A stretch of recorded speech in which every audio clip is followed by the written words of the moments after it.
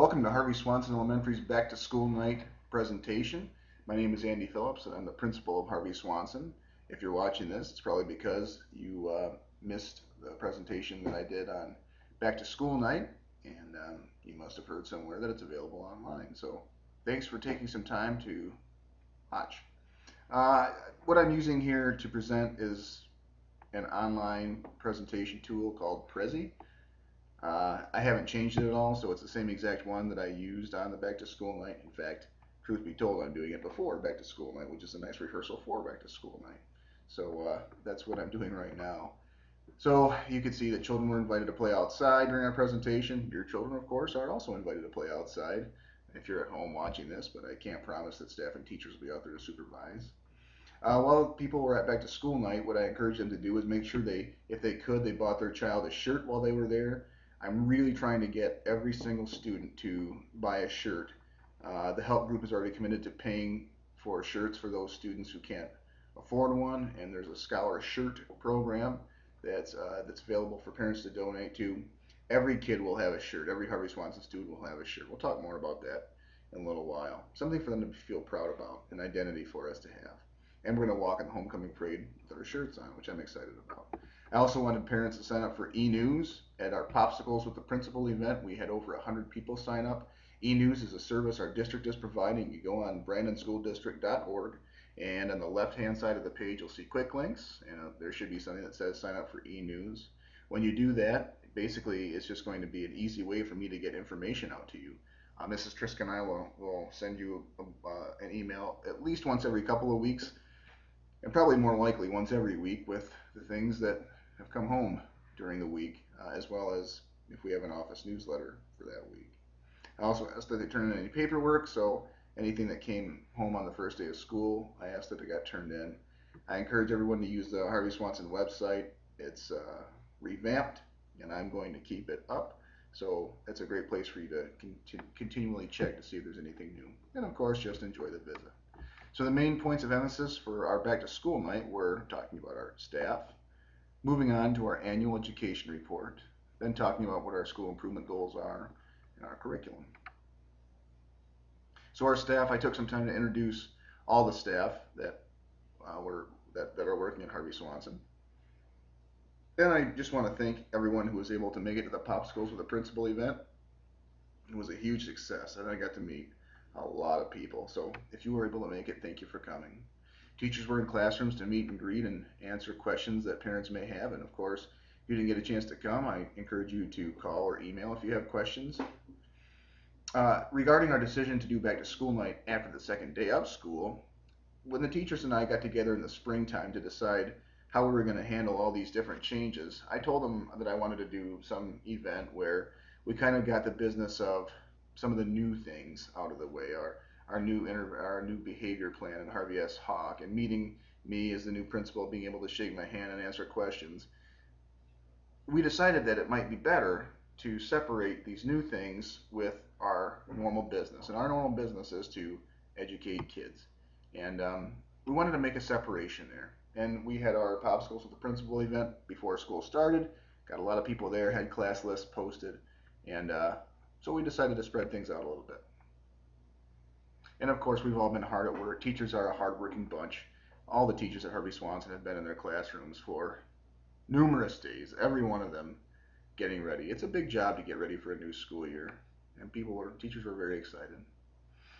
Okay, our annual education report. Every school in the state, by law, has to have an annual education report. The one that we're going to talk about, and the one that we'll always talk about until the next year, is the one from the previous year, because that was the year that we could write about. Every school's report is available in their office, and you can also download them from the website. It would be the Harvey Swanson website, and every school has one. An annual education report contains all of our test scores, so it's quite a lengthy document because our students take a lot of MEP tests, and those MEP tests are broken down in numerous ways. But the annual education report also has a letter from the principal, and the letter from the principal is a nice quick reference to tell you the big highlights of what happened in the previous year. Speaking of our MEP tests, starting off with some points of pride from the 11, 12 MEP results. First and foremost, in fourth grade, we had 53.2% of students that were proficient in writing. You may be asking yourself, 53%, that's only half of our students. That's not all that great. Why I put that first is when you compare our school to other schools that are like us, we are an outlier.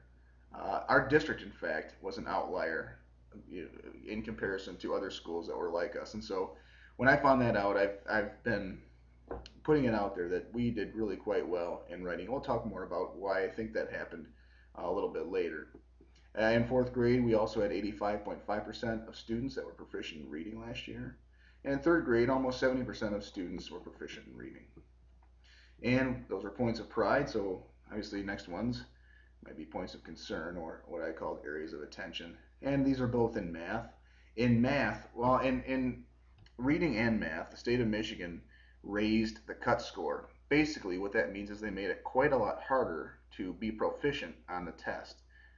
They wanted it to be comparable to what they call college-ready standards. So those cut scores hit schools like ours really hard. And the good news is it's a wake-up call for us. And we'll talk more about that when we talk about our school improvement plan and our school improvement goals. The bad news is we didn't do so good. And this is our area of emphasis for this upcoming school year. So in third grade, we had only about 20% of our students that were proficient in math. And in fourth grade, only about 35%. So the next thing that's obvious to talk about then, after talking about our test scores, our school improvement goals. I should also mention that we keep track of a whole lot of other data besides just the MEP test, but the MEP test provides really the public with a good frame of reference how we do in comparison with other schools. So our school improvement, every school has to have improvement going on, and we're no different. Ours was completely revamped last year as we went from a targeted assistance Title I school into a school-wide school, which just means basically that we can use the things that we buy with Title I money a little more freely than before. And we have some what are called school-wide reform strategies in place that will help all students, but particularly those who might be considered at risk. So our school improvement plan has 4 goals.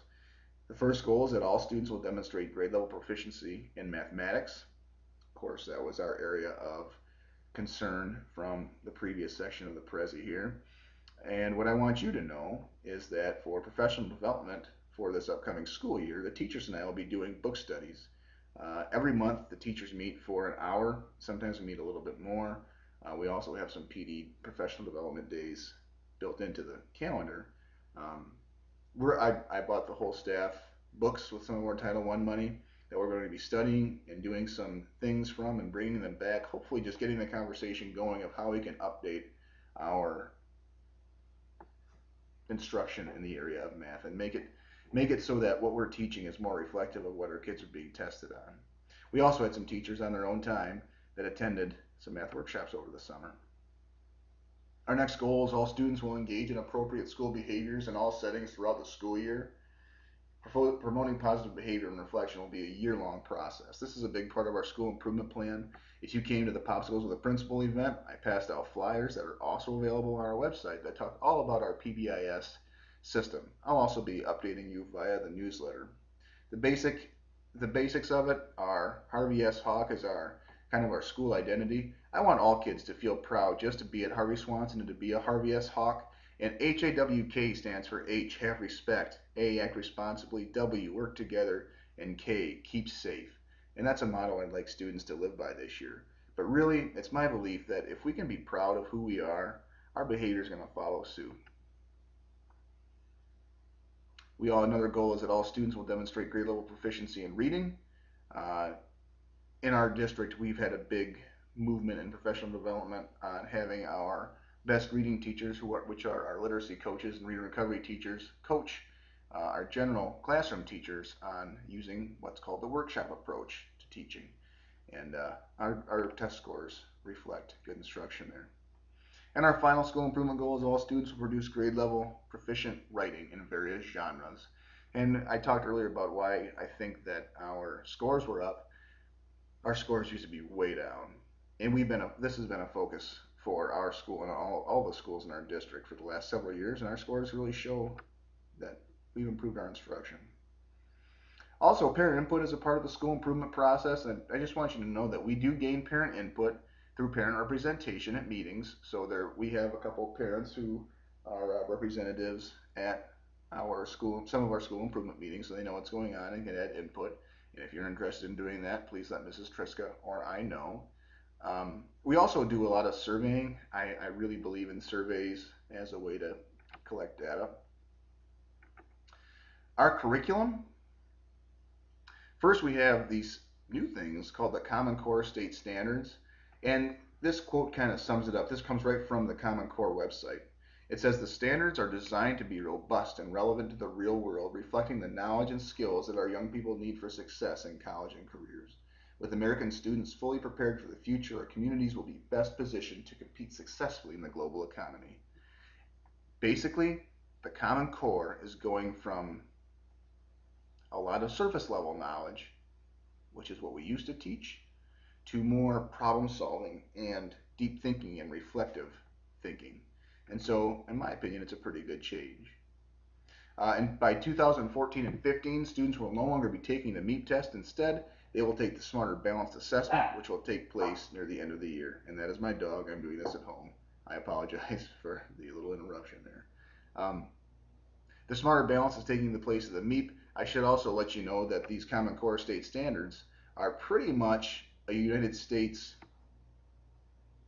effort. It's not just Michigan. There are only a few states that are not joining the Common Core bandwagon. We're also still using some Michigan's grade level content expectation, also known as GLICs or GLCEs. As we transition to the Common Core State Standards, we're also still paying attention to Michigan's grade level content expectations. We're still taking the MEP, and so we're making a transition over. We're trying to pay attention to both the Common Core and the GLICs. Paper copies of the Common Core State Standards and the GLICs will be available in the office at your request.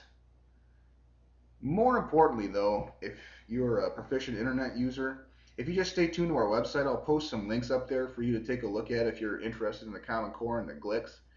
Just a couple, if you wanted to jot these down. Well, actually, if you're sitting in the computer, you could just kind of stop me talking and Google it. Google PTA Common Core Parent Guide. That's a really nice document for your reference. And then the GLICs, they all have parent guides for every grade level. So if you Google those things, you'll find some great information. But just stay tuned to our website, and I'll put some direct links up there as well. Most importantly, though, in my opinion, if you read your teacher's newsletter, we have most of our teachers on board with writing classroom newsletters this year. If you read those newsletters, you're going to know the content that your children are learning, and you're going to know how you can help them at home.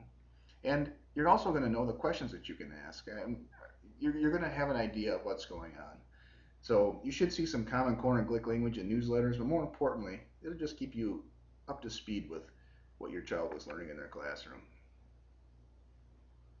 Okay, and then this is really meant for you guys. If you were one of these people I was thinking about, if you run across someone who missed the presentation, I'll post this on our website. And I think that's it. So thanks a lot. I really appreciate anyone that took the time to get through all 14 minutes of the screencast here. If you have any questions, don't hesitate to email me. My email is on the district website, or is on our Harvey Swanson website. And of course, the phone number is there as well. Thanks for watching, and have Hawk Pride.